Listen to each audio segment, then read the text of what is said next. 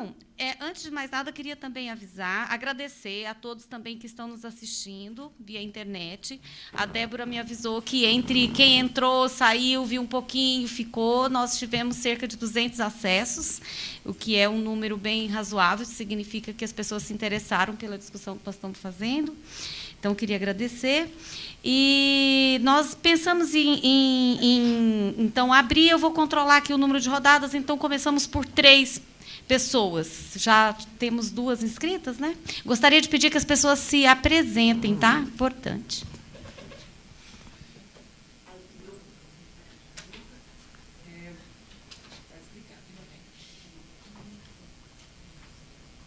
Eu tenho, na verdade, um esclarecimento e uma pergunta. Quanto à apropriação da pesquisa sobre remoção de professores, só queria esclarecer que o quartil de classificação, de modo algum, ele representa a qualificação do docente, porque a gente não tem dados para afirmar isso, né, de que o professor de melhor classificação no concurso de remoção realiza um melhor trabalho na escola. Então, pode até ser uma questão de pesquisa posterior, mas, por enquanto, o que a gente percebeu é que há um déficit de reposição. Esse déficit é encarado por alguns gestores públicos e por outras pesquisas como um indicativo de que essa escola vai enfrentar dificuldades para gerir o seu cotidiano, para organizar as salas de aula, para distribuir aulas, enfim. Né? Só esse adendo.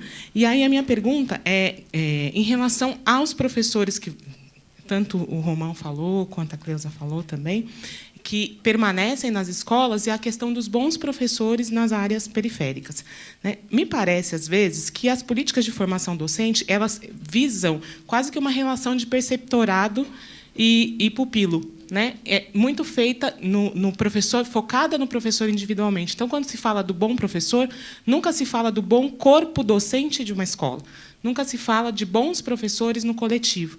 E aí, tomando também a questão das escolas não como entes isolados, pensar, talvez, nas políticas públicas, a formação do corpo docente das escolas, porque professores também não são entes isolados, né, que se corresponsabilize pela educação de todos os alunos que estão matriculados naquela escola, e não só pelos alunos que estão ali em relação direta com ele na sala de aula. Então, me parece que, às vezes, essa alta rotatividade, essa dificuldade que algumas escolas têm para manter seu corpo docente, na verdade, é uma dificuldade de tornar essa relação de responsabilização pela aprendizagem daqueles meninos uma responsabilidade coletiva. Os que ficam, talvez fiquem muito num compromisso pessoal e individual, quando, na verdade, isso talvez fosse do preceptor, né, que é de âmbito mais familiar, mas a gente está falando de um serviço público que seria, então, um serviço social. Então, talvez todos devessem estar engajados, né, independentemente de se entraram agora, se estão há mais tempo, e me parece que tanto os cursos de formação inicial quanto os cursos de desenvolvimento profissional não estão atentos a essa dimensão, porque são feitos no âmbito individual. Queria que vocês comentassem um pouco sobre isso. Bom, meu nome é Paula, da Fundação Tite Setúbal. Eu não sou muito conhecedora da política de RH da Prefeitura, né, para os professores, nem do Estado, mas gostaria de ouvir um pouco dos gestores se existe aí no horizonte alguma modificação na política de recursos humanos que enfrente essa situação que a gente viu aqui, como a permanência ou até o trânsito de docentes entre escolas, enfim, se essa mudança está no horizonte, porque eu sei que são milhares de profissionais e são mudanças que geram muita resistência, né? Então, eu ouvi um pouquinho. Boa tarde, meu nome é Gustavo, eu sou da Fundação SEAD, colega do Haroldo Torres, e também sou professor da PUC, aqui de São Paulo, do Departamento de Geografia. A primeira questão que eu queria colocar, eu acho que uma reflexão mais geral, é o tema um pouco do próprio título da discussão. Primeiro, que eu gostaria de agradecer ao SEMPEC a oportunidade de ter contato com a pesquisa, né, e a importância dessa pesquisa para as políticas públicas. Né. O que eu queria chamar a atenção, quando a gente está discutindo a questão da estigmatização do aluno, né, da escola, quando você coloca, por exemplo, lá a nota do IDEB na porta da escola, há um perigo muito grande da estigmação do espaço, do território. Né? E quando você coloca, por exemplo, é uma preocupação da Fundação SEAD, por exemplo, quando a gente classifica os territórios segundo um nível de um índice de vulnerabilidade, significa também que ele está estigmatizando esse território, né? As favelas tentaram resolver esse problema transformando o nome de favela em comunidade, né? Então, para evitar que você é um favelado, você né, transforma a favela numa comunidade. Por que eu estou chamando atenção para isso?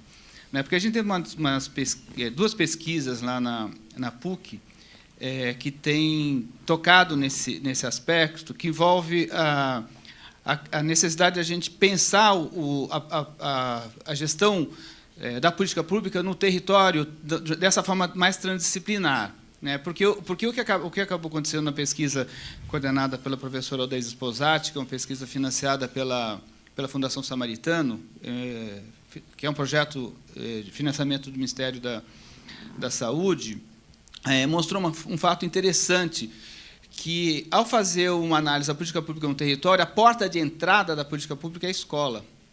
Né? E é uma coisa interessante que a gente viu que as crianças que, por exemplo, ficam doentes, elas são atendidas no sistema de saúde via escola, porque se a mãe leva a criança direto no pronto-socorro, ela não é atendida. Mas se ela leva via escola, ela é atendida. Por que a gente está chamando a atenção para isso? Né? Porque, no final das contas, pensar o território e uma política pública voltada ao território significa a gente reinventar esse território como uma expressão da política pública, né? E não as políticas públicas setorialmente voltadas a um determinado recorte territorial. Porque aí a gente vai voltar a uma outra questão, que aí é a segunda pesquisa que eu queria comentar, que a gente tem lá na PUC, aí mais voltada à geografia política, né? Foi citada aqui alguns autores da geografia, na parte da manhã, que é o fato de um estranhamento territorial do morador, porque o morador ele mora no território. A política ela atua do território de uma forma multissetorial e, às vezes, esses recortes territoriais eles não são os mesmos, isso eu quero dizer, né? Então, o que acaba acontecendo? O morador, às vezes, ele não sabe a quem recorrer da política pública, os serviços determinados, porque, em determinado momento, ele é obrigado a uma determinada escola, porque está num determinado território, ou no hospital, porque está no território. O que a gente leva uma figura que o professor Rio Moreira, lá do Rio, estabeleceu que esse território se parece com uma quadra poliesportiva, né? Onde tem vários desenhos de vários jogos, né? E o morador está vivendo num jogo que é múltiplo. Então, o vôlei está jogando futebol, que joga com basquete. Se você puder concluir a sua pergunta. Então, na verdade, é um pouco a discussão de como o gestor atua no território e a questão do pacto federativo, isso que eu queria colocar, porque o Estado agindo, o município agindo de outra forma. E uma outra rápida questão é a seguinte, o papel das licenciaturas, né? Hoje, a PUC, por exemplo, que vocês conhecem, todos reconhecem a referência da PUC na área de ensino, nós estamos sofrendo um processo delicadíssimo do significado das licenciaturas, né? Vocês terem uma ideia, dos 12 cursos de graduação de licenciatura, provavelmente só 5 abrirão turma no ano que vem. Tá? O que significa exatamente isso. O que nós estamos fazendo com a formação de professores?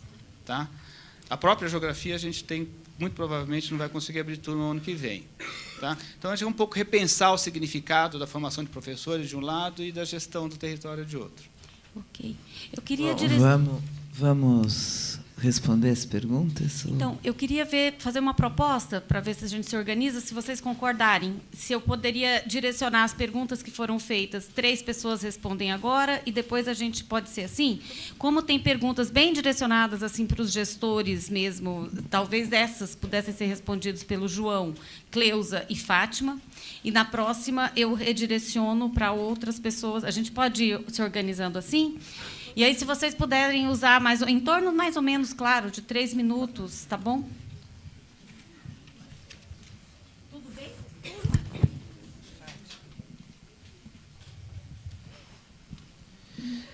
A primeira questão das políticas de RH, né, que acho que foram colocadas, né, que a gente tem, assim, são várias as ações que a gente vem desenhando neste novo governo, mas ainda estudando várias possibilidades. Nós temos dados muito sérios, né, que dizem respeito, por exemplo, como eu falei nas colocações que fiz, da falta dos professores, né, dos vários acúmulos que oneram, da pouca disponibilidade dos professores em estarem nos horários coletivos de estudo. Então, nós estamos estudando tudo isso, além também do adoecimento do professor, né? Várias são as causas, então a gente também está construindo uma política junto com a Secretaria de Saúde, de atendimento à saúde do professor, enfim. Mas a gente está com várias preocupações nesse sentido. Eu não gostaria nem de adiantar nada aqui, né, Manuel Romão? Se tem alguém do sindicato falar, ela falou tal coisa hoje lá, né? Eu falei, meu Deus do céu, né? Assim, na verdade, é isso mesmo. Nós temos uma carreira na Prefeitura de São Paulo, bastante importante, fruto de uma conquista de alguns anos já, né, Manuel Romão? Datado de 1991. Né, uma carreira que tem, assim, a gente considera bastante importante do ponto de vista da valorização do profissional, de como ele começa, o que é valorizado, né, da sua formação inicial e a sua formação ao longo, né, formação continuada ao longo de toda a sua carreira. A gente tem, além, né, da carreira, o concurso, que é uma coisa que a gente tem defendido na forma de acesso, né, aos outros cargos da carreira. Isso também está sendo muito debatido no país inteiro. São Paulo é um dos poucos locais que tem ainda o concurso, e a gente continua, né, defendendo isso. Claro que a gente tem discutido, estudado, né, visto outras maneiras também, junto com o concurso de acesso. Como eu disse, a saúde e tal, do professor, que nos tem preocupado muito, o número de licenças médicas que a gente tem. Então, a partir de todos esses dados, privilegiando a carreira que nós temos, né, o tempo que esse professor, a gente quer ampliar, por exemplo, o número de profissionais que consigam fazer os horários coletivos de estudo na escola. Isso é super importante para os projetos todos que vão se desenvolver, para as reflexões que precisam ser feitas, para a constituição do projeto político-pedagógico da escola, enfim. Só que isso não é uma coisa que a gente consegue de uma hora para outra. A nossa rede é gigante, então a gente vai, com calma, estabelecendo algumas metas aí para poder incluir o maior número de professores nesses horários coletivos, fundamentalmente, preservando a carreira e as conquistas todas que nós tivemos ao longo, né, a partir de 1990, fundamentalmente. Acho que, em relação à política de RH, o que a gente está fazendo é estudando e tentando verificar essa questão. Houve, inclusive, isso eu posso dizer, porque o professor César Calegari, em um momento desse ano, bastante preocupado com a questão dos professores que acumulam cargo, Cleusa, ele disse assim: eu queria muito fazer alguns acordos na Grande São Paulo com os outros secretários de educação da Grande São Paulo. Queria muito, né? Um desejo, está no campo do desejo, de fazer com que a gente tentasse permanecer. Eu tenho um professor que está em São Paulo e está em São Bernardo. Ele tem 2 jornadas. Eu tenho 2 professores nessa situação. Então, eu pego um fica só em São Paulo, o outro fica só em São Bernardo. Ele não falou brincando, né? Não, assim, na verdade, ele fez uma alusão a uma possibilidade que difícil de construir, sem dúvida nenhuma, não é uma coisa simples, mas que revela uma preocupação grande com os acúmulos que a gente tem na rede, que inviabilizam em muito o trabalho, muitas vezes, do professor nas escolas, pelo tempo que ele permanece ali, pelo tempo de dedicação que ele pode ter nos horários de trabalho coletivo com os outros colegas de trabalho. Obrigada, Fátima. João?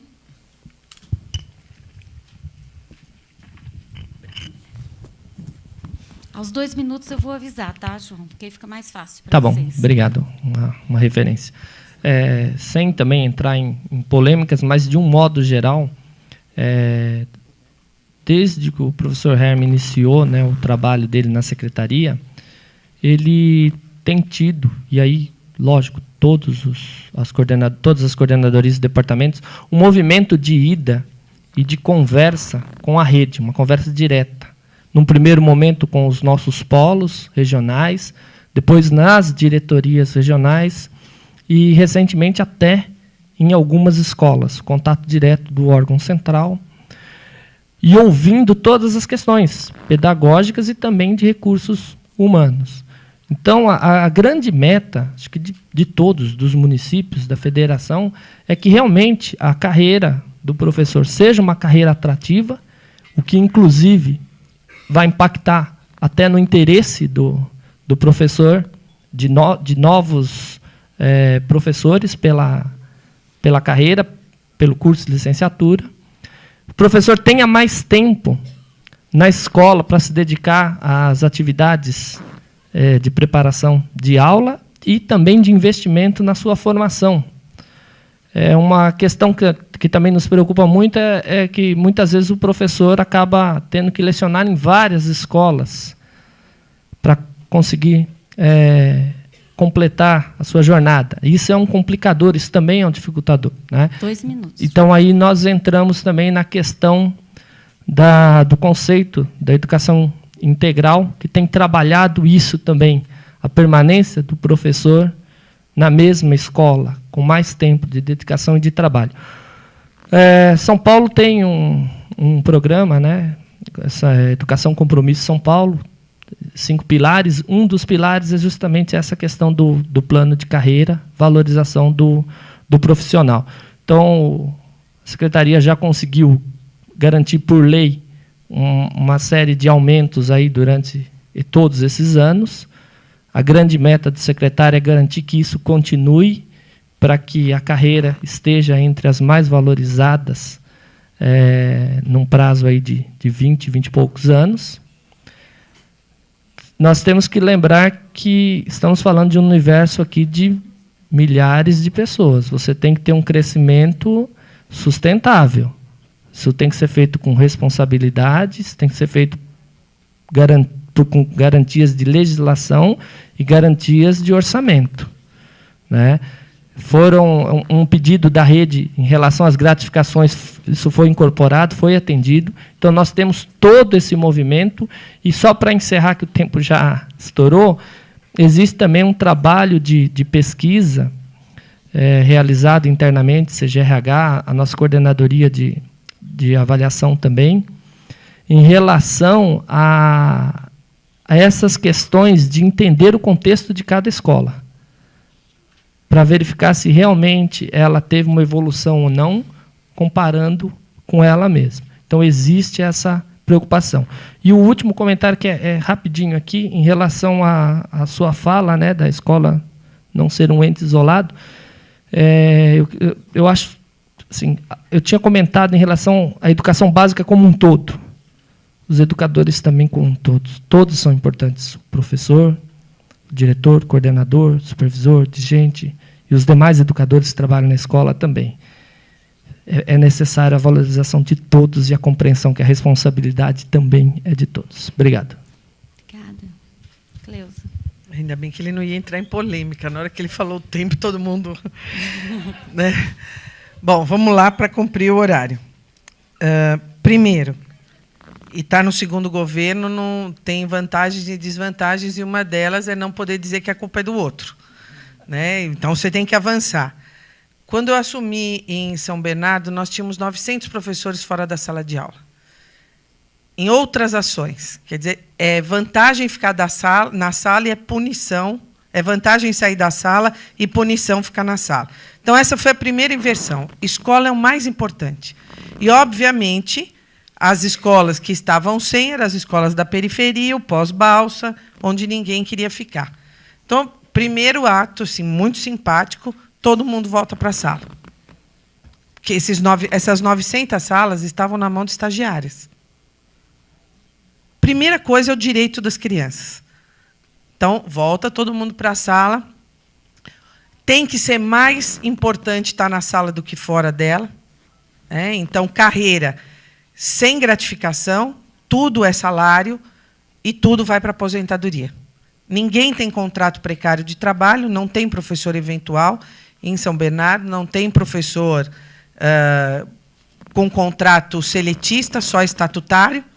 Os únicos que a gente tem seletistas são os substitutos, porque num concurso anterior foi feito, e aí eles têm a carreira aí até o final. Mas essa foi uma preocupação.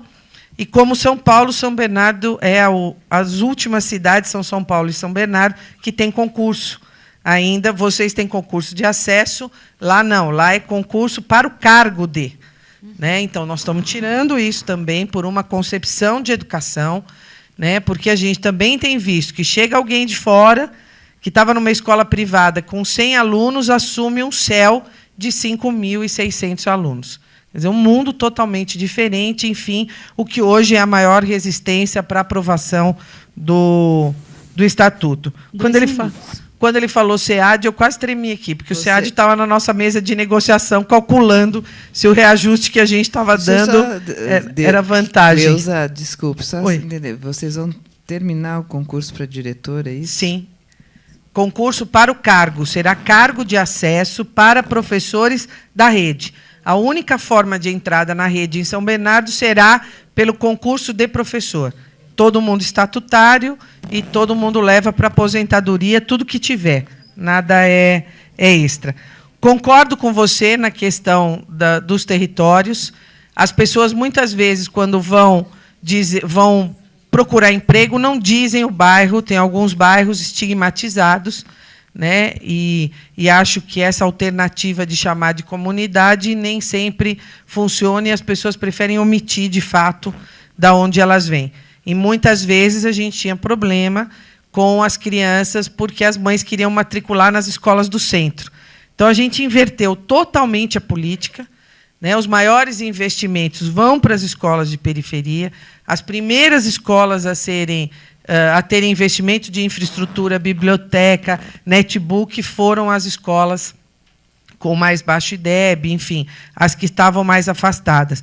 Porque a gente tinha as escolas para as visitas e as escolas do dia a dia, né? Então, escola pública tem que ser igual em todos os lugares. Mais igual e bem melhor nos lugares onde não tem nada.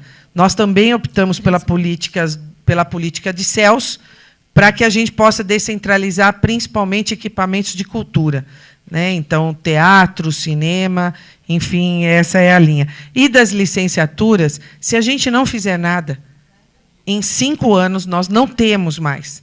Hoje, faltam 100 mil professores de Química, Física e Matemática. Se continuar assim, nós não vamos ter. Nos grandes centros, o histórico escolar dos meninos do ensino médio tem uma palavrinha lá no histórico escolar, uma sigla SP. É sem professor. Passaram o ensino médio todo sem professor, de Química, Física e Matemática. Obrigada, Cleusa. Então, nós temos, na verdade, 5 pessoas inscritas. Nós vamos pedir para todas fazerem as perguntas e depois nós abrimos novamente e nós vamos daí encerrar nessa rodada devido ao tempo. Eu gostaria de pedir que as pessoas realmente fizessem perguntas assim mais breves para que todos tenham a oportunidade de falar. Tá bom? Muito obrigada. Meu nome é Bruno, eu sou técnico da Fundap. Falou-se aqui da importância de formular políticas de forma cooperativa e me parece que ficou meio secundarizada a questão da discussão das relações intergovernamentais e como é que se pode enfrentar os desafios da cooperação num federalismo altamente competitivo como o nosso. Então, gostaria de saber dos gestores e do Silvan como imaginar enfrentar os desafios da ausência da cooperação. E a segunda questão, que também me parece ficou ausente da discussão de hoje, é que, durante muito tempo, se acreditou que mecanismos de participação poderiam influir muito positivamente nas políticas sociais, desde a Constituição de 88, que abriu espaços para isso.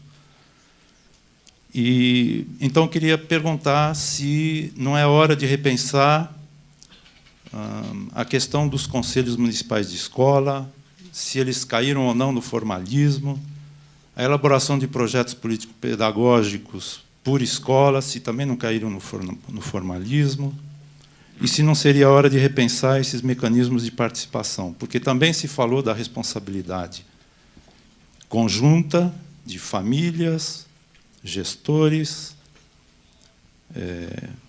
de professores, mas me parece que esses mecanismos não se transformaram em espaços em que a responsabilização seja efetivamente compartilhada. Obrigada. Elba. Eu sou Elba Sabarreto, da Universidade de São Paulo e da consultora da Fundação Carlos Chagas. Eu queria fazer um comentário e queria que os expositores, particularmente o Silvan, comentasse uma questão que eu acho que é de suma importância. Eu acho que essa pesquisa do SEMPEC é muito importante, porque ela chama atenção para as desigualdades escolares nas grandes cidades. O MEC tem um grupo de interlocução com os municípios de 200 mil habitantes, em que se concentra 70% da população. Nós vivemos num município que é o maior da América Latina. 11 milhões de habitantes, é uma das maiores cidades do mundo. E aqui, a nossa característica de desenvolvimento é que se concentram no mesmo espaço as grandes riquezas e a extrema pobreza. Nós somos um dos países de renda mais desigual do mundo, mais iníquo. Então, quando a gente pensa em políticas de zonas prioritárias para as populações não privilegiadas nos países do norte, elas atingem 15%, 20%, nem sei se tanto. Aqui, pensar nessas políticas seria atingir um público muito maior, ou seja, a probabilidade delas não darem certo é 10 vezes maior. Então, é muito mais complexo trabalhar com essa questão aqui. É um desafio que a gente tem. Eu acho que essa pesquisa abre um caminho, mas é uma enorme complicação que a gente tem que ter pela frente, e a gente tem que ter consciência disso, que não podemos repetir as políticas de ZEP dos países europeus. Aqui a coisa tem que ser muito mais setorial, muito mais abrangente com outras coisas, e nós temos que botar a cabeça para pensar. Eu gostaria que comentassem um pouco mais sobre isso. Obrigada. Oi, meu nome é Mariana, eu sou aluna de mestrado da Faculdade de Educação da Universidade de São Paulo. Eu sei que a Wanda está dirigindo as perguntas, mas a minha pergunta é para a Fátima mesmo, então já, porque eu fiquei muito curiosa para saber um pouco do que vocês têm discutido para as políticas educacionais para os territórios vulneráveis. Há umas 2 semanas atrás, eu li um texto que até acho que é do professor Antônio Batista, para a disciplina da professora Cláudia Vóvio, que eu estou fazendo, e tinha uma parte no texto que me chamou muita atenção. Ele disse assim: acho que nós universalizamos uma educação que talvez não seja universalizável. Então, assim, além das políticas que estão sendo pensadas comuns, assim, o que se está pensando de específico para as escolas nessas áreas de vulnerabilidade, e me interessa assim, especificamente a alfabetização, se você puder comentar, mais assim, no geral. E mais geral, assim, eu queria saber o que as secretarias mais regionais, municipais, estaduais, podem fazer pela formação de professores. Eu penso assim, na formação inicial, porque eu acho que essas secretarias, assim, eu não sei se eu penso certo, tá? Elas se envolvem mais nas formações continuadas, e eu vejo mais o MEC, né, influenciando na formação inicial. Então, o que a gente vê, como a secretária de São Bernardo colocou, cada vez mais uma redução de professores mestres e doutores nas universidades particulares, assim mesmo uma precarização dessa formação, né? No nível de município, estado. O que pode ser feito para a formação inicial de professores? Obrigada, Mariana. Boa tarde, meu nome é Nádia, eu sou formada em História e atuo como ATE numa EMF do CEL Paraisópolis. E eu acho que foi muito oportuna a colocação do Romão com relação à violência, porque esse é o cotidiano que eu vivo. Então, a minha pergunta, e uma colocação também, é que uma das grandes vantagens do meu cargo é a abrangência dentro da escola, dentro do universo escolar, enquanto eu posso observar tanto o aluno quanto o corpo docente. E o que eu observo hoje é que, em função da violência e da insegurança, e a gente tem lá na EMF um corpo docente excelente, de excelente formação, de gestão de excelente formação, mas a gente percebe também e eu pude acompanhar o processo de remoção tanto do ano passado quanto deste ano, que a saída desse docente da escola é gerada pela insegurança e pelo medo, porque hoje a grande referência do aluno é o traficante, não é o professor.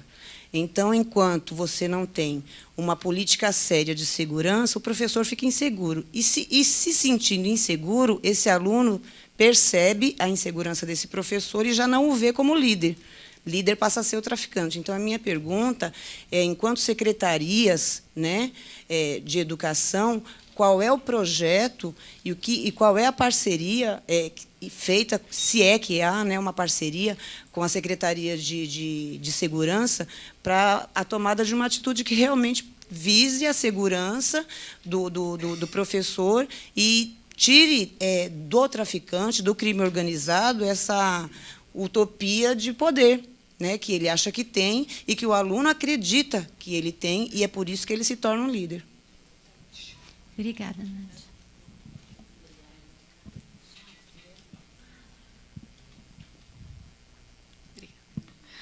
Boa tarde, meu nome é Lúcia Amadeu, eu coordeno o programa Ação Família da Fundação Tite Setúbal, e o nosso trabalho é justamente aproximar as famílias da escola.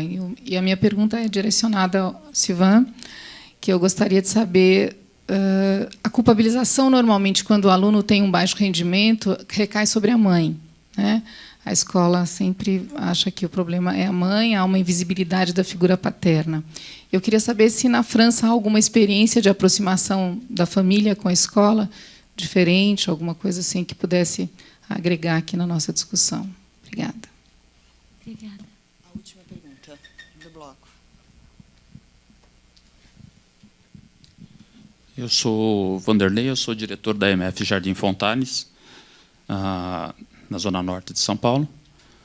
Só para contextualizar um pouquinho, antes eu fui diretor na MF do Céu Vila Curuçá e também no Clemente Pastore, que é lá no Jardim Nakamura, anterior a isso, que é para mostrar que eu passei pelas periferias aí, com exceção, acho que da Zona Oeste, rodando a cidade, e convivi muito nessa questão, na relação com o poder paralelo, que é o pessoal que está ligado principalmente ao tráfico de drogas, e que institui ou que se manifesta através de uma pressão, de uma violência, exercendo uma violência em cima da sociedade. Então, em cima do que você falou também, mas aí já não pedindo como fazer, mas pensando na questão que o Silvan falou, que é a questão da negociação, da cooperação. Eu entendo que você não tem que negociar pedindo favor ou pedindo permissão para trabalhar na região, mas negociar com o poder que está lá instituído ilegalmente, vamos assim dizer, no sentido de que nós somos uma instituição pública, estamos ali para cumprir um objetivo e que o filho deles ou eles mesmos também são cidadãos que têm o direito a esse trabalho de educação e que vão ser abrangidos pela essa instituição que estão lá. Então, o diálogo que deve ser feito com ele é o diálogo dele entender o papel que a escola está realizando neste espaço, que é um espaço de altíssima vulnerabilidade. E a gente não pode se furtar a esse diálogo. Eu acho que deixar para que os órgãos de segurança, pura e simplesmente, resolvam, nós só vamos aumentar a sensação de insegurança e dificultar mais o trabalho. Então, o diálogo, a presença da polícia, a presença dos órgãos de segurança, no meu entendimento, é importante, mas não exime do diálogo da escola enquanto um elemento de formação, de inserção e de melhoria nas questões sociais, e também entendendo que aqueles elementos que estão hoje participando das atividades ilícitas do tráfico são ou poderão sair desse elemento a partir que eles tiverem acesso a outras informações de cultura. Bom, eu vou passar, inicialmente, pedir para cada um de vocês responder em torno de uns 3 minutos. Vou passar primeiro para o Romão, acho que essas duas questões de violência estavam mais diretamente relacionadas com você, depois para a Fátima.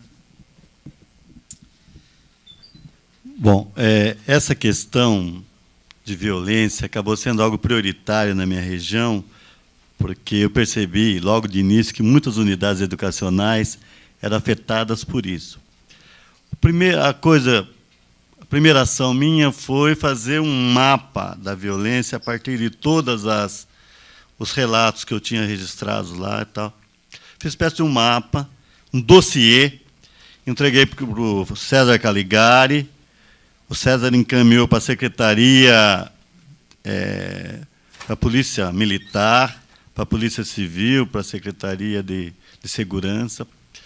Nós não tivemos um retorno da Secretaria de Segurança e nós estamos aguardando, porque eu entendo o seguinte, é necessário que tanto a Secretaria Estadual de Educação quanto a Secretaria Municipal de Educação e a Secretaria de Segurança elabore um plano estadual, municipal e regional de segurança escolar. Não é? Eu acho muito complexo você deixar na mão do diretor a resolução de algo tão sério como isso. Não dá. Eu acho que, para mim, enquanto diretor regional, acaba sendo preocupante não conseguir encarar essa situação do ponto de vista institucional. Nós temos alguns valores a serem defendidos, alguns princípios, e a gente pode até, num primeiro momento, talvez, num ato de desespero, negociar com determinados grupos, mas não pode ser rotina de um dirigente. É evidente que isso é um processo, esses grupos são muito fortes nesse momento, mas nosso objetivo é que esses grupos saiam de cena com o tempo. Uma sociedade democrática não pode conviver com poderes paralelos. Não é? Isso, no meu ponto de vista, é uma ameaça ao sistema democrático que existe no país hoje. Então, nós precisamos, com todo o cuidado que isso requer, com toda a tranquilidade, mas com toda a atenção e eficiência, buscar uma solução para isso. Não podemos. Em relação ao que o Bruno colocou, é interessantíssimo, Bruno. Eu também acho que precisamos reavaliar os mecanismos de participação. O Conselho de Escola, importantíssimo, perdeu força com o tempo. Atualmente, a proposta que o governo Caligari e o Haddad lançou foi de fazer uma consulta pública. Eu acho que foi uma coisa mais eficiente. Mas ainda não tem uma receita, não temos. Mas precisamos pensar seriamente em novos mecanismos de participação da família na escola. Tá bom? E eu agradeço a Maria Alice, agradeço a todos, eu acho que essa é a minha última participação, aprendi muito no dia de hoje, espero continuar colaborando com vocês e tendo a colaboração do SEMPEC e da Fundação Tite Setúbal na região. Muito obrigado. Vamos passar para a Fátima, que também teve uma pergunta específica, ou duas, né, diretamente para ela. Vou tentar dar uma passada rapidamente aqui por algumas coisas que me chamam muito a atenção, né? Primeiro, a questão das relações governamentais, né, que vão enfrentar o desafio da ausência da cooperação. Exatamente, é um grande desafio. Enquanto a gente entender as políticas públicas de educação, saúde como política de governo e não política de Estado, efetivamente a gente vai continuar enfrentando a descontinuidade, os desafios, enfim, vão ser cada vez maiores.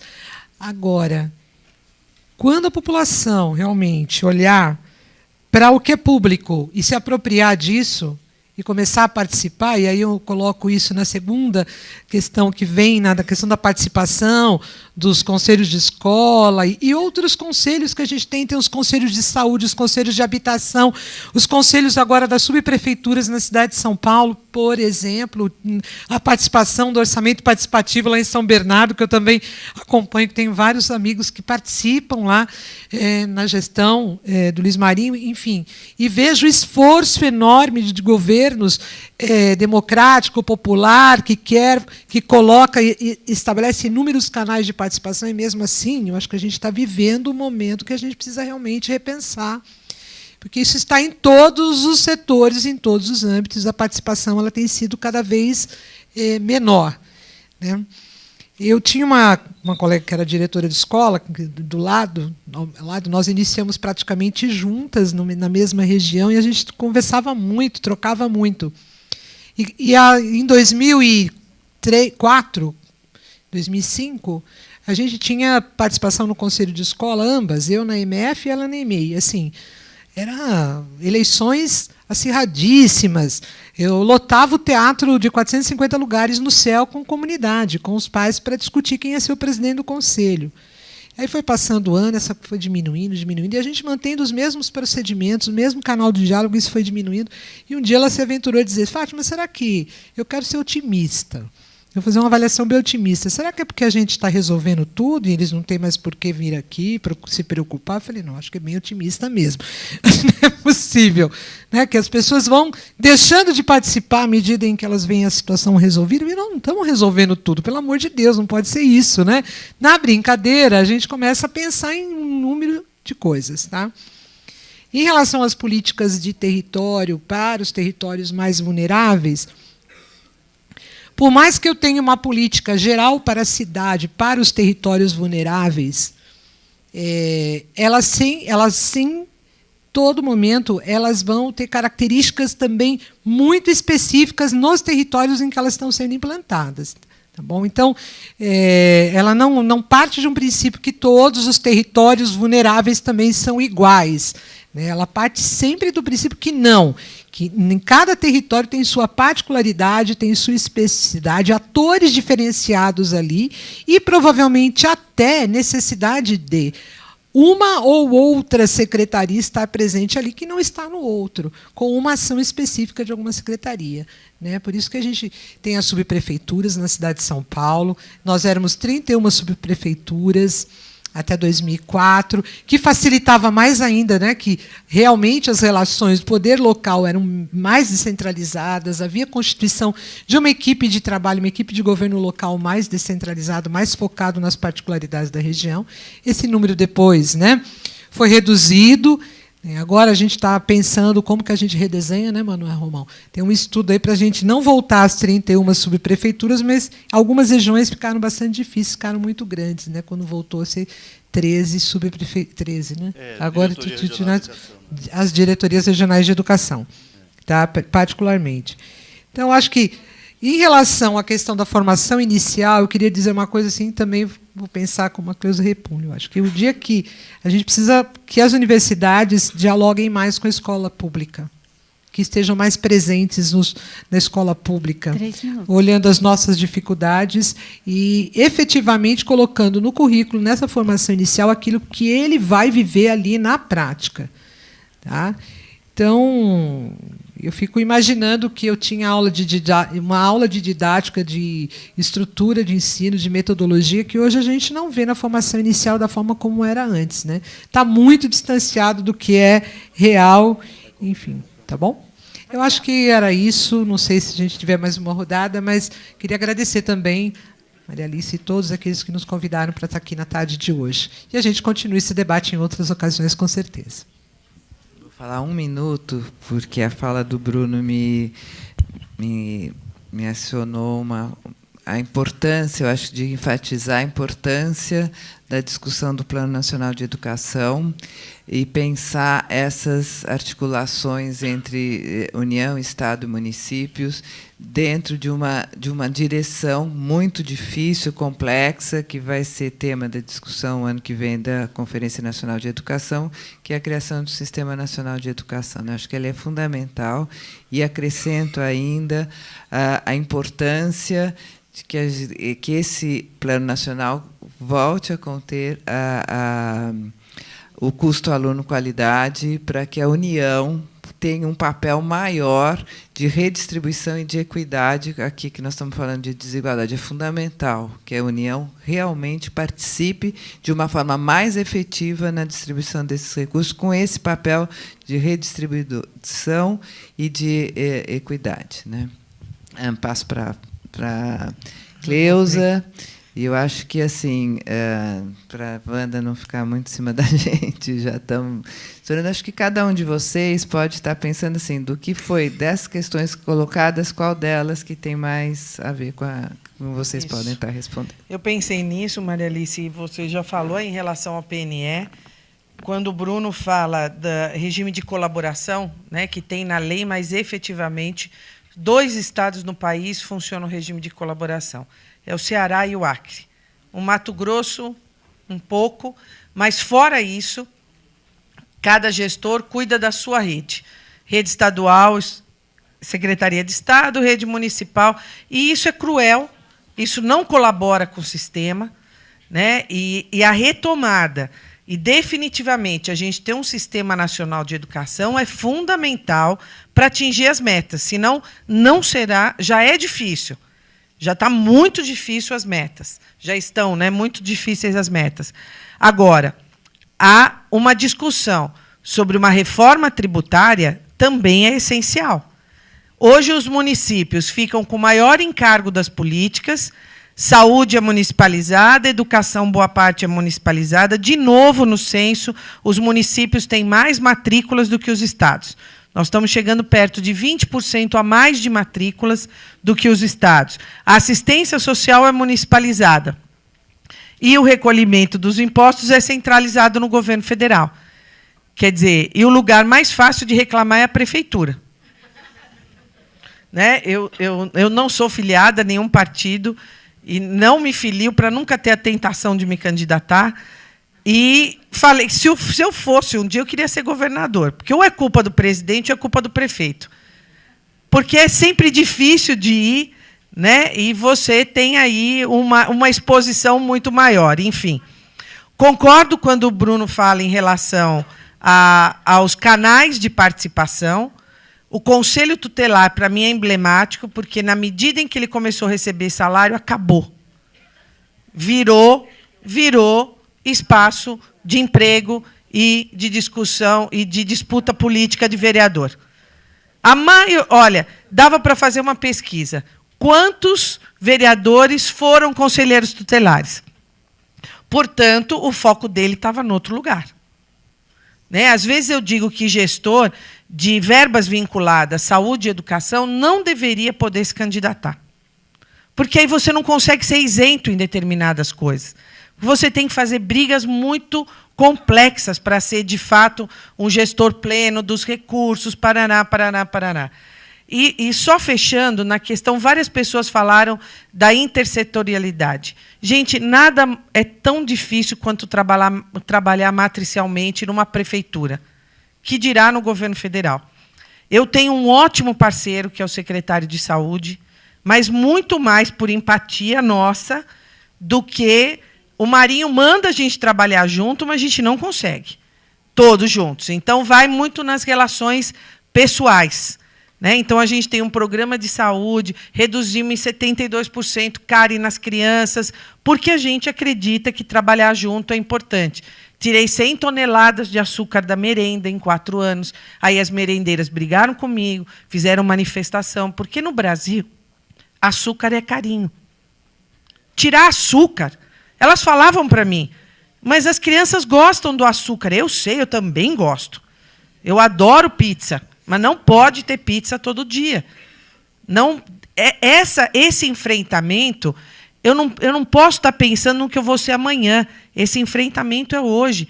Eu converso muito com o César, a gente se fala, e essa questão de conversar com os secretários. Amanhã a gente tem uma reunião de manhã para chamar os gestores das regiões metropolitanas, porque por R$100, o professor está saindo de São Bernardo para ir para Diadema.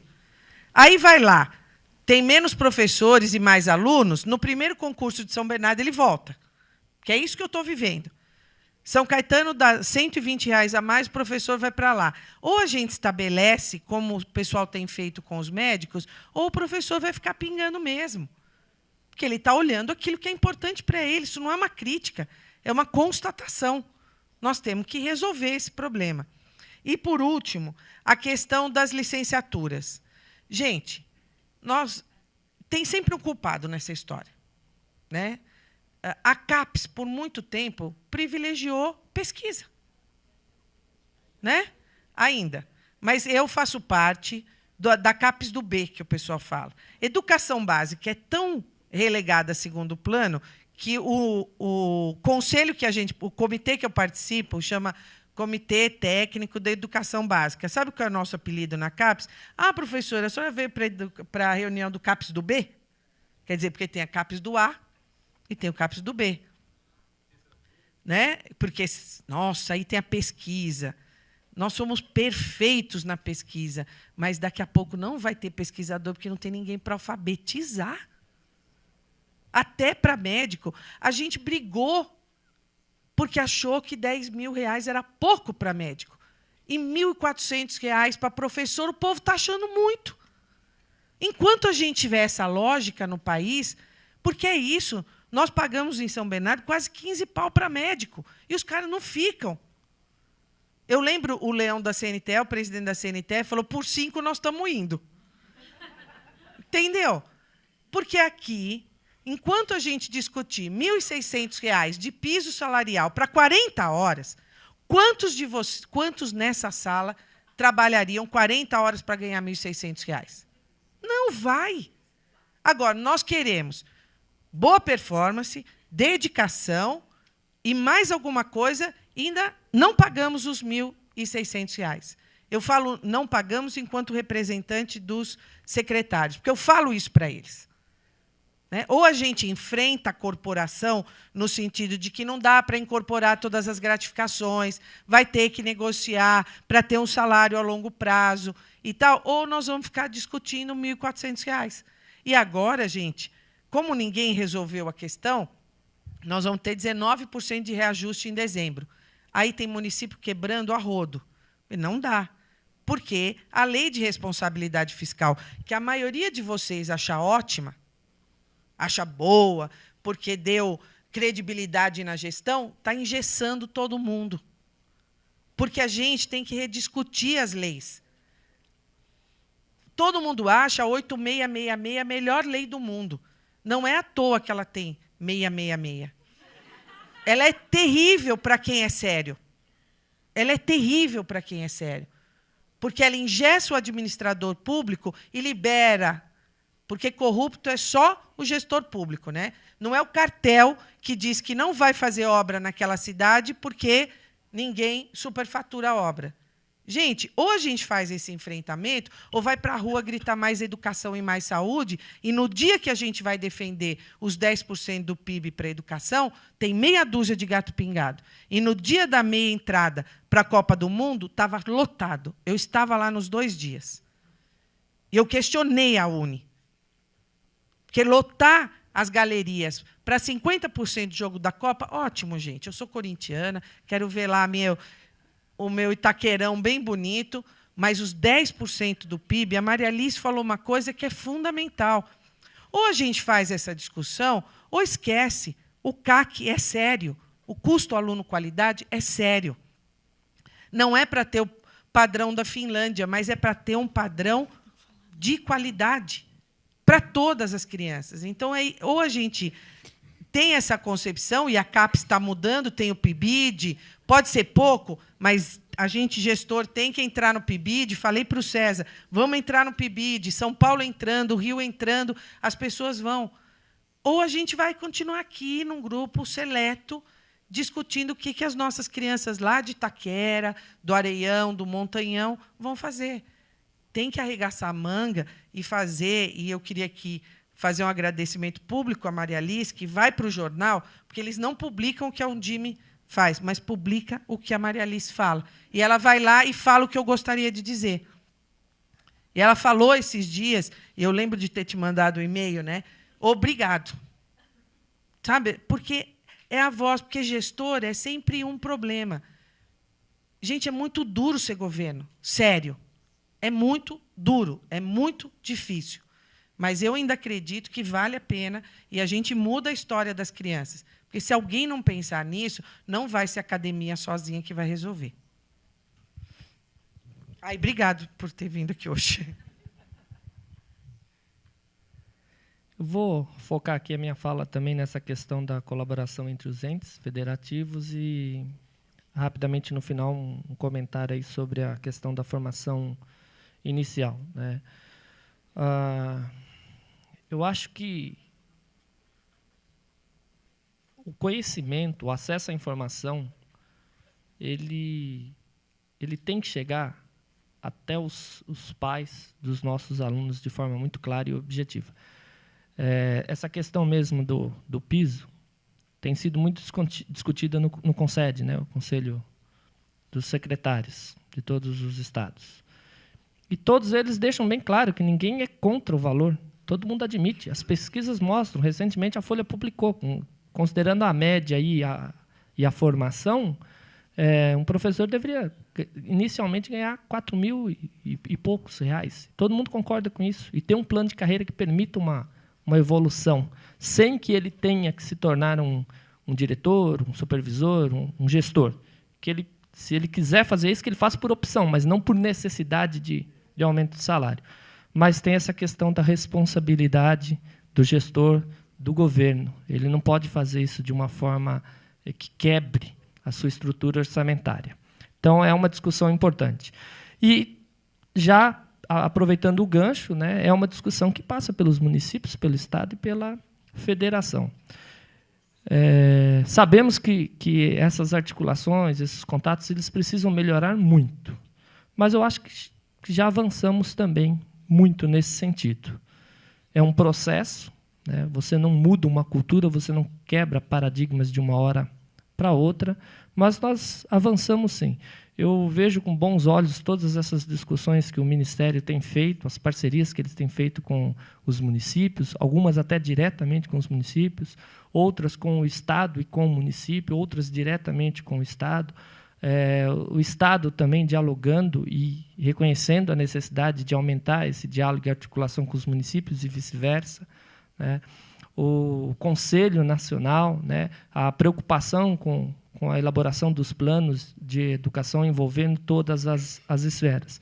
E nós estamos num momento, como já foi dito aqui, que todo mundo está debatendo e discutindo educação, né? Nós temos os governos dos estados, dos municípios, da federação, Câmara de Deputados, Conselho Nacional, Unesco, as ONGs, várias instituições.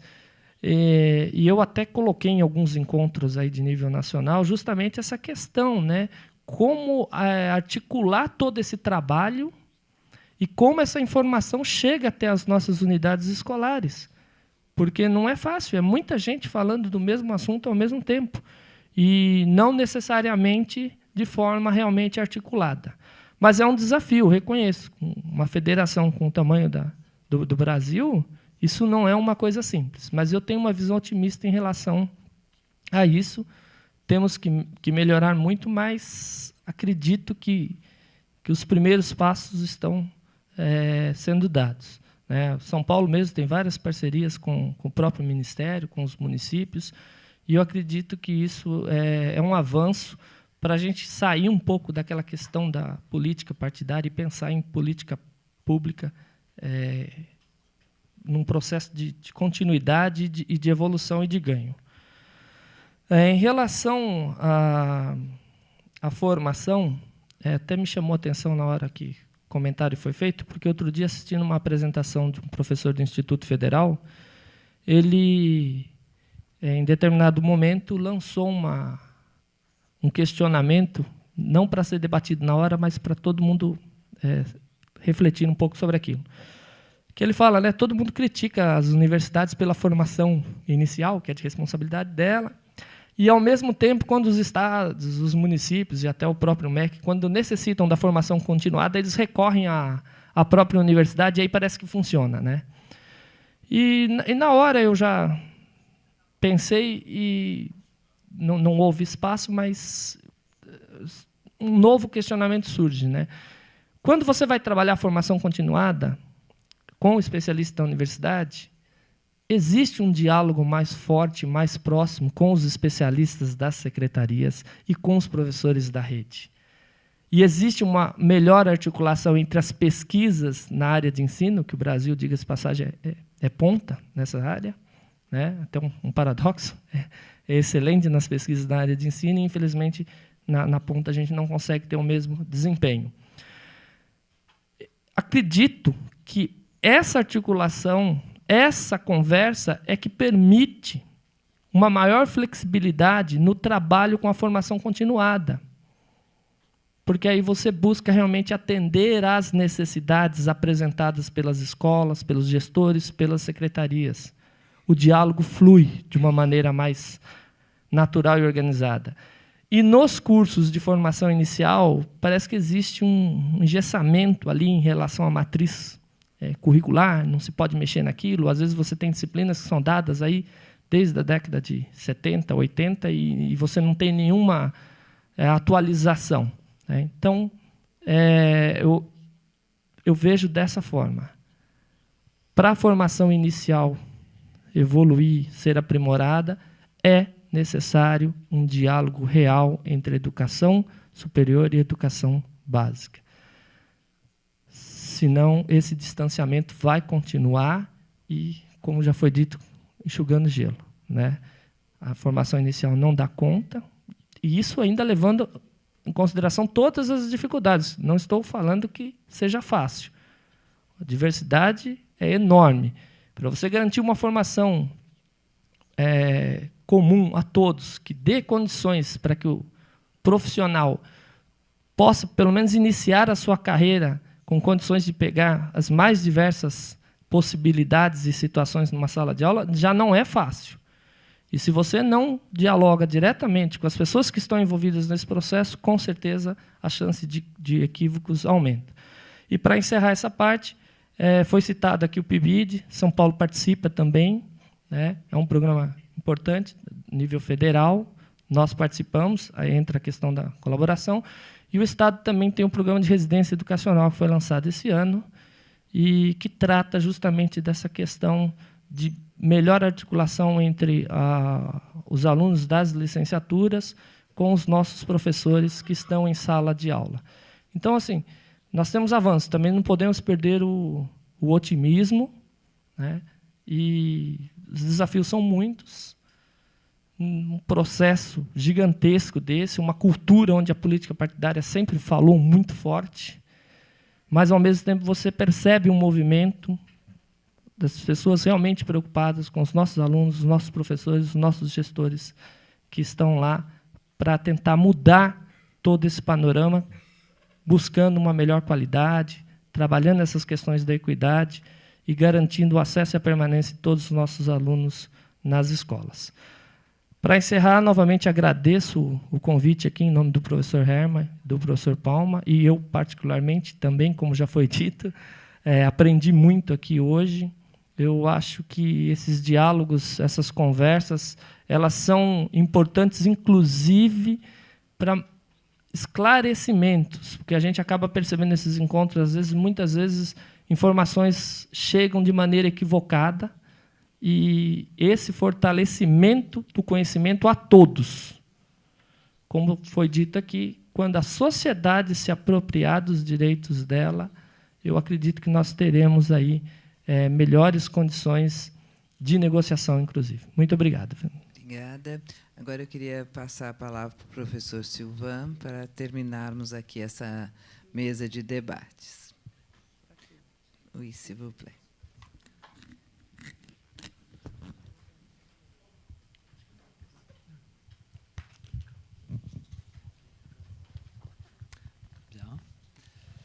Alors, en sachant que le temps est compté, donc je vais essayer d'apporter quelques éléments. Eu vou tentar trazer alguns elementos de pensamentos e perspectivas sobre algumas das perguntas que me foram feitas em específico. Eu vou começar só precisando que, para ir rápido, é mais fácil comparar. Eu fiz o ponto no sucesso dos alunos, analisando performance em testes, mas, na realidade, eu sou sensível também aos aspectos de relacionamentos, violência, atenção. E isso, para mim, vai junto. Não sistematicamente, mas muitas vezes, nos territórios que eu estudei de mais perto, eu vi que os períodos onde tinha muitas tensões e violências eram períodos onde as escolas funcionavam mal e tinham perturbações nas salas de aulas e maus resultados e abandonos escolar. E quando a situação era melhor também para o resultado e para o ambiente nas classes e as relações com os pais. Acho que tudo vai junto. Portanto, para mim, tudo é ligado e como pesquisador, eu não posso afirmar o que é mais importante nestas evoluções positivas ou negativas. O que é certo é que tem muitos fatores envolvidos e a formação, as relações com os pais, o jeito de tentar cooperar com os pais em vez de acusá-los, a questão de se tem que perfeccionar as técnicas pedagógicas para ter melhores resultados ou se tem também de ter cuidado que os professores saibam como reagir a comportamentos problemáticos para desenvolver o respeito, para impedir que piora. Tudo isso é muito importante, certamente, e não sou eu que vou dar uma solução a estas questões, mas eu acho que dá para saber mais sobre a importância dos atores diferentes, prevendo experiências locais, onde a gente investe mais no meio ou outro de melhoria e estudamos a evolução dos resultados em diferentes locais, menores no início, para custar menos, e pode ser também um meio de progredir neste assunto sem ter uma atitude muito exclusiva. Não podemos pensar de agir só numa setor, numa coisa. Tem muitos fatores importantes, mas podemos aprofundar isso.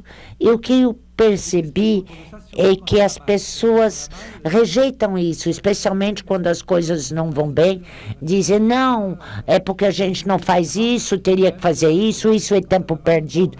E é quando as coisas vão mal que uma pessoa aponta o dedo para os outros e os outros são sempre culpados. E quando conseguimos uma evolução positiva por diferentes meios, a gente é menos tenso sobre o que tem que fazer. Então, podemos, segundo os contextos, investir mais em um ponto ou outro para melhorar as coisas. E eu fiquei muito sensível à pergunta à questão que no Brasil não podemos nos basear no modelo francês, porque vocês têm mais territórios vulneráveis e pessoas implicadas. E eu quero insistir que eu não estou dando a educação francesa como modelo, porque eu estimo que ela não é um modelo, ela não é coerente. Portanto, eu acho que não é uma questão de que modelo seguir, mas de saber que tem muita interdependência entre vários fatores, tem áreas alavancas que podem ter impactos positivos ou negativos, e nós temos que ter em mente que somos condenados a tentar agir para que as coisas evoluem o melhor possível, o menos mal possível. Porque se não fizermos nada, se não tentamos nada, novas políticas, sabemos, tanto no Brasil que na França, que a tendência é de degradação. Tem processos cumulativos que estão existindo agora, que faz que as coisas estão se acentuando e que tem desigualdade e violência. Então, nós temos que ver que meios podemos utilizar, como podemos trabalhar juntos os meios de ação, como avaliar isso para ver se as soluções são boas ou se temos que escolher outras soluções. Eu acho que tem que raciocinar assim e estar atento aos diferentes resultados nos permitem saber qual é importante. A gente sabe que a formação é importante. Um ponto menos conhecido, mas que eu vou estressar, mesmo assim, porque tem consequências importantes. Eu vou retomar a história das grandes cidades de mais de 200 mil habitantes. Na França, participei numa pesquisa de todas as cidades de mais de 200 mil habitantes, que são, na França, 40 cidades na França. E tentamos entender o que faz com que algumas tenham melhores resultados que outras, ou mais desigualdade que outras. E a gente se perguntava se era o tamanho que contava ou outro fator que seria a segregação, a importância das diferenças entre estabelecimentos a nível de recrutamento, e utilizamos 2 meios de medidas: o recrutamento social, onde escolas têm mais populações favorecidas ou desfavorecidas, tem aglomerações onde tem melhores resultados em certos estabelecimentos que outros, e nós percebemos que quando a gente tentava ver a influência dos 2 fatores, o tamanho e a hierarquização dos estabelecimentos escolares, o tamanho em si não tinha tanto influência nos resultados quando a gente controla a importância da disparidade entre os estabelecimentos ou da hierarquia entre estabelecimentos. Então, o tamanho não era tão importante, mas com o mesmo grau de hierarquia, os resultados eram iguais para todas as categorias sociais. Mas, por outro lado, quando eram aglomerações de mesmo tamanho, mas onde tinha uma forte hierarquia de populações de alunos sociais ou escolares, era evidente que tinha mais desigualdade onde tinha uma hierarquia. A hierarquia era, às vezes, histórica, segregações urbanas da cidade, mas existiam porque as famílias e mudavam de um estabelecimento por outro a quem ela dava mais prioridade.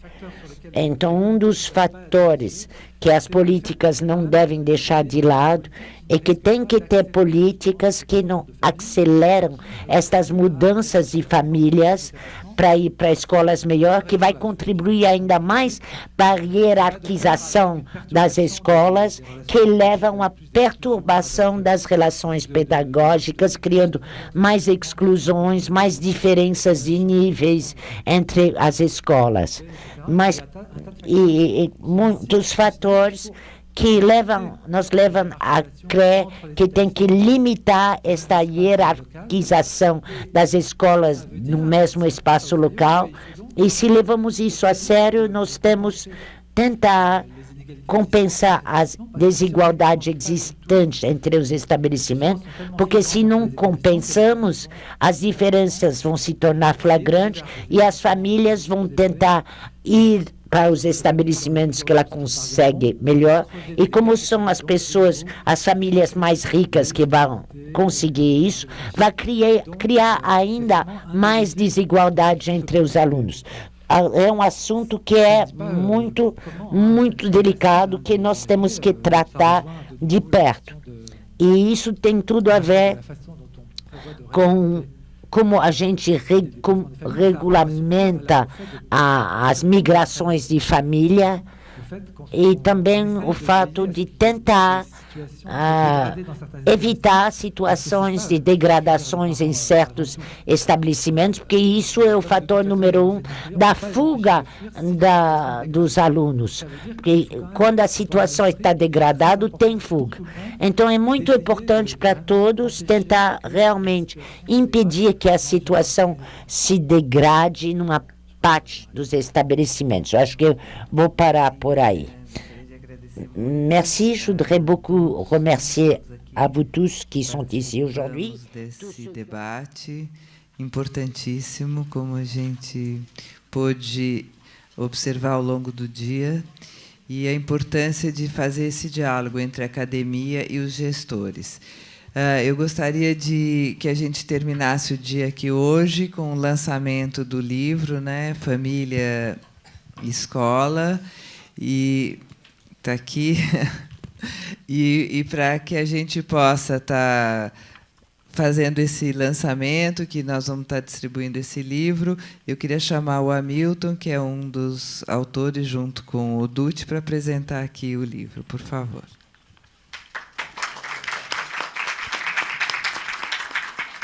Bem, vou tentar ser breve. Vocês já devem estar cansados, né? Infelizmente, eu não pude participar hoje aqui do evento, gostaria muito de participar, mas estou aqui, então, para o lançamento do livro. E já, de antemão, convido vocês para depois, aqui dessa pequena fala, tem um coquetel aqui na sala ao lado, é isso? Para a gente ir lá confraternizar um pouquinho. Bem, gostaria de dizer que esse livro só foi possível, essa pesquisa só foi possível graças ao empenho de muitas pessoas, né? Talvez as instituições que colaboraram já foram anunciadas diversas vezes hoje, e de várias pessoas que estiveram, então, empenhadas nesse trabalho, tanto dentro do SEMPEC quanto fora dele. E aí eu gostaria de fazer alguns agradecimentos especiais, né? Gostaria de agradecer a Verônica Manevi, que é a fotógrafa que compõe as fotos que estão no livro, a Vânia Tramontino, que está aqui sentadinha, que é a arquiteta, que fez os croquis das casas e do território. Gostaria de agradecer especialmente a Luciana Alves, que trabalhou comigo nesse processo, ajudou bastante aí a equipe nas discussões e conclusões. Também aí, como todos nós, nos compondo aí como autores desse livro, e agradecer especialmente às famílias que abriram não somente a porta de suas casas, né, mas elas abriram a porta de seus lares, mostrando a sua intimidade dentro da sua possibilidade, recebendo um estrangeiro ou um estranho, que era eu, no seu cotidiano. E é graças aos esforços dessas famílias também, não só dos esforços educativos delas, mas dos esforços dela de estabelecer uma relação de confiança com esse estranho, é que a gente pôde, então, recolher as informações necessárias que nos ajudaram a chegar às conclusões, a fazer as análises e as histórias aí que estão contidas nesse livro. Eu não vou me alongar mais, então gostaria de agradecer a presença de todos. Obrigado, Maria Alice. Obrigado. Obrigada, Milton. Então, vamos lá para o coquetel e vocês vão ver o livro, que tem fotos belíssimas da Verônica aqui também.